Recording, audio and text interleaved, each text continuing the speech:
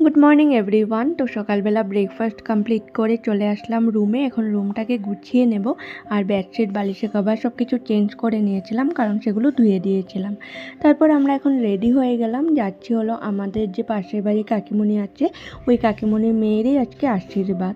তো আমরা এখানে চলে এসেছি, আর মা সকালবেলা আশীর্বাদের টাইমে এসেছিলো, আমরা আসতে একটু দেরি হয়েছে।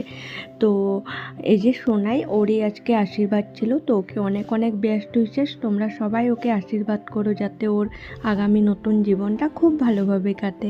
তারপর এখন আমরা খেতে বসে পড়লাম, আর রান্নাবান্নাও খুব ভালো হয়েছিল। আর খাওয়া দাওয়া করে তারপর একটু দেরি বসেছিলাম এখানে, তারপরেই চলে আসলাম বাড়ি এসে ফ্রেশ হলাম। আর ভাই নিয়ে এসেছিলো মশালা ইডলি, এটাও ফার্স্ট টাইম ট্রাই করলাম, এটাও ভালো লেগেছে খেয়ে খুব। তারপরে ডিনারে ছিল ইলিশ ভাপা আর বেগুন আলু শুকনা মাছ দিয়ে আর চাটনি। তো ঠিক আছে, চলো এরই সাথে আজকে ব্লগটা এখানে শেষ।